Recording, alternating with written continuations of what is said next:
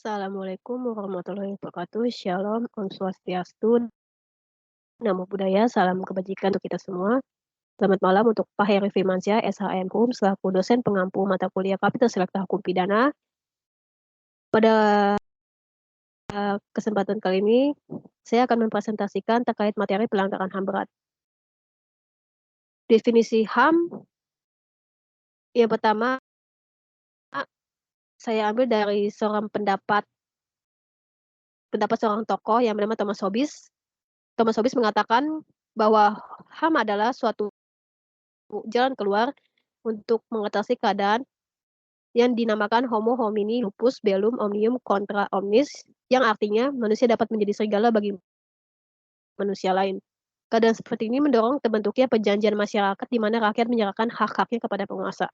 Lalu untuk definisi HAM yang selanjutnya diatur dalam Undang-Undang Nomor 39 Tahun 1999 Pasal 1 ayat 1. Dikatakan HAM adalah seperangkat hak yang melekat pada hakikat dan keberadaan manusia sebagai makhluk Tuhan yang Maha Esa dan merupakan anugerahnya yang wajib dihormati, dijunjung tinggi, dan dilindungi oleh negara, pemerintah, dan setiap orang demi kehormatan serta pelindungan hak dan martabat manusia. Lalu definisi pelanggaran HAM berat. Definisi pelanggaran HAM berat diatur dalam Undang-Undang Nomor 39 Tahun 1999 pada pasal 1 ayat 6. Pada pasal ini dikatakan pelanggaran HAM berat adalah perbuatan seseorang atau kelompok orang termasuk aparat negara, baik yang disengaja ataupun yang tidak disengaja, atau kelalaian yang melawan hukum dalam mengurangi, menghalangi, atau membatasi dan atau mencabut hak asasi manusia seseorang atau kelompok orang yang dijamin oleh undang-undang. Lalu jenis-jenis pelanggaran HAM berat ada kejahatan terhadap kemanusiaan, genosida, kejahatan perang, dan agresi. Lalu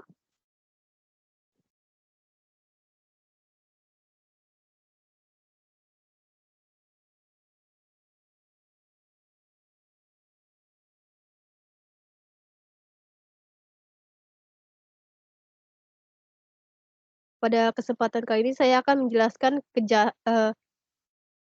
memfokuskan pada kejahatan genosida.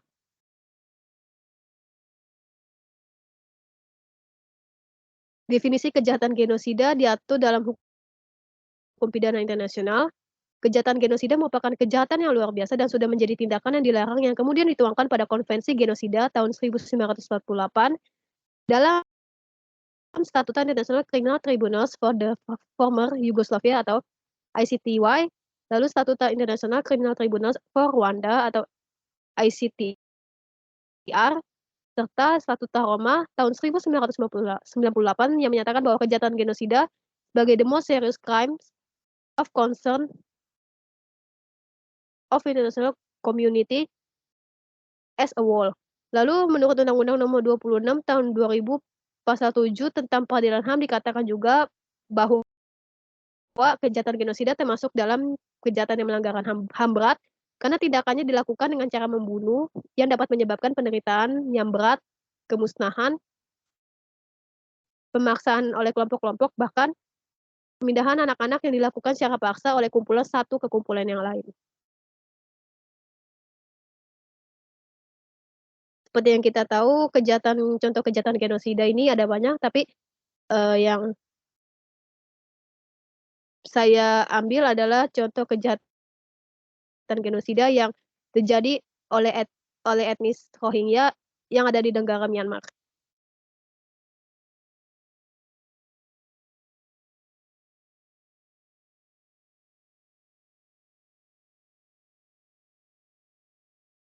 Sebelum masuk ke topik ini, saya akan menjelaskan teori mengenai kejahatan genosida. Yang pertama ada teori hak asasi manusia. Dalam teori ini dikatakan hak asasi manusia merupakan suatu tanggung jawab yang telah diserahkan dari negara berupa melindungi setiap hak asasi manusia dengan memprioritaskan kesamaan di depan hukum dan keadilan. Menurut Sachito Raharjo, mengatakan bahwa pelindungan hukum merupakan suatu pengayoman kepada hak asasi manusia yang telah dirugikan oleh orang lain dan pelindungan tersebut diserahkan kepada masyarakat supaya bisa merasakan seluruh hak-haknya sudah diberikan oleh hukum. Pelindungan ini berhubungan kuat dengan hak dan martabat manusia berdasarkan pada ketentuan hukum suatu negara. Jadi, dapat disimpulkan bahwa pelindungan hukum merupakan hak yang mutlak yang dimiliki setiap manusia dan sebagai kewajiban bagi pemerintah untuk memenuhinya. Lalu ada teori tanggung jawab negara. Di teori ini dikatakan hukum internasional merupakan tanggung jawab negara. Mengenai tanggung jawab negara merupakan hukum internasional yang berdasar pada hukum kebiasaan internasional. Tanggung jawab negara mempunyai hak dan kewajiban dalam melindungi setiap warga negara yang ada di luar teritorial negaranya. Secara universal, tanggung jawab negara ini muncul ketika suatu negara melaksanakan hal-hal berupa mengingkari perjanjian internasional, pelanggaran terhadap kedaulatan suatu wilayah negara lain, merusak hak milik atau wilayah negara lain, melakukan kekerasan dengan menggunakan senjata kepada negara lain, merugikan perwakilan diplomatik negara lain, atau melakukan kesalahan dengan memperlakukan warga negara asing. Berkenaan dengan pelanggaran HAM, tanggung jawab negara pada hakikatnya diwujudkan dalam bentuk melakukan penuntutan secara hukum terhadap para pelaku dan memberikan kompensasi dan atau ganti rugi terhadap korban pelanggaran HAM. Pertanggungjawaban atas perbuatan yang dilakukan individu tanpa melihat jabatan dan kedudukan individu tersebut. Prinsip tanggung jawab negara dan prinsip tanggung jawab pidana secara individual sekarang ini merupakan prinsip-prinsip yang telah diakui atau recognized dalam hukum internasional. Cara penyelesaian sengketa tindak kejahatan genosida secara hukum internasional bisa dilakukan dengan cara damai dan juga cara kekerasan. Cara damai berarti penyelesaian yang dilakukan ketika ada pihak yang bersengketa sepakat dengan penyelesaian yang bersahabat. Penanganan kasus secara damai ini dilakukan secara internal oleh negara yang bertanggung jawab dalam sengketa dan kasus dalam hal proses ini dikawal oleh Badan PBB. Lalu yang kedua dengan cara kekerasan atau paksa. Cara ini dilakukan ketika jalan atau proses yang dilakukan secara damai tidak berhasil atau menemui jalan buntu.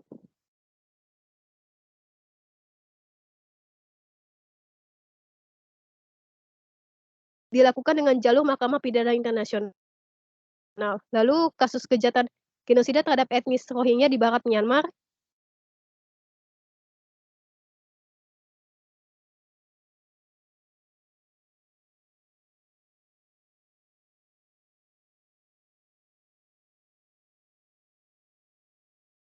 sebenarnya kejahatan ini sudah lama terjadi yang diawali dengan pembunuhan pada tahun 1938 oleh penduduk penganut Buddha terhadap etnis Rohingya, serta penangkapan pada tahun 1970 secara besar-besaran terhadap etnis Rohingya, dan diberlakukan Undang-Undang Kewarganegaraan pada tahun 1982 secara struktural membuat etnis Rohingya menjadi ilegal.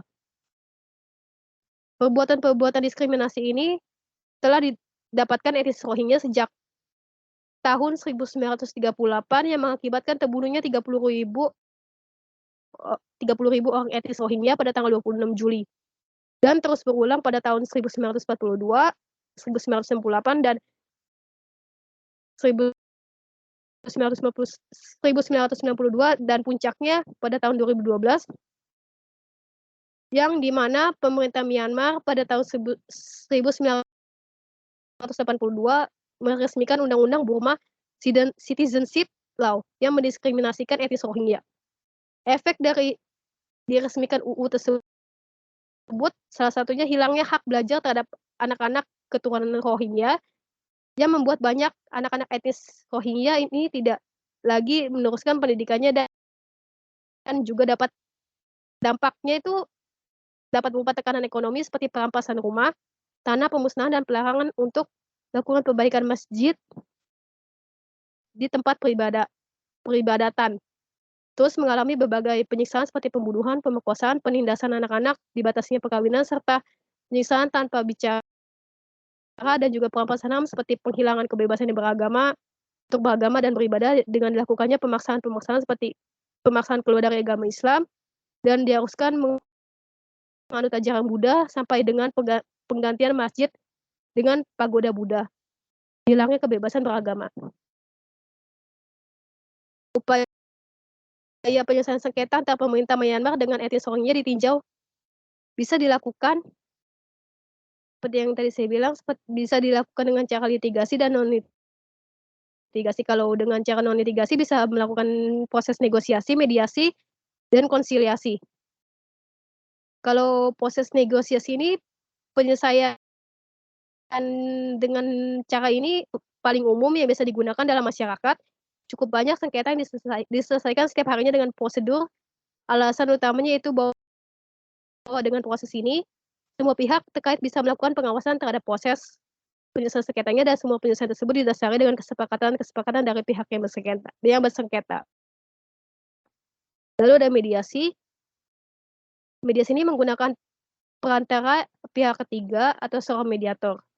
Mediator tersebut bisa berasal dari negara, organisasi internasional seperti PBB, politikus, ahli hukum, dan seorang ilmuwan.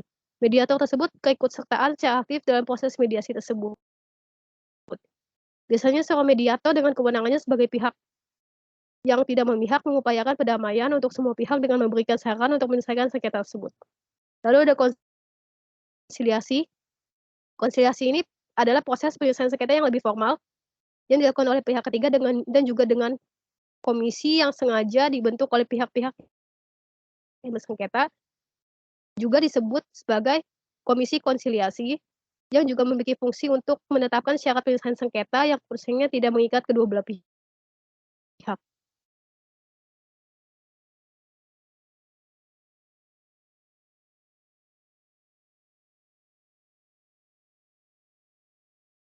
Jadi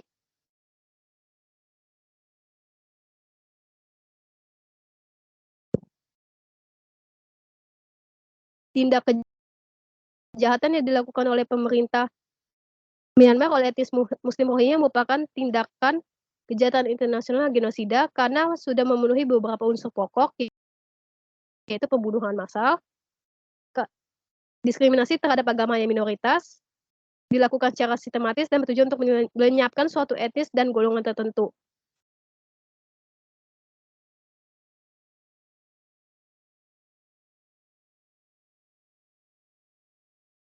Sekian presentasi dari saya, kurang lebihnya mohon maaf. Wassalamualaikum warahmatullahi wabarakatuh.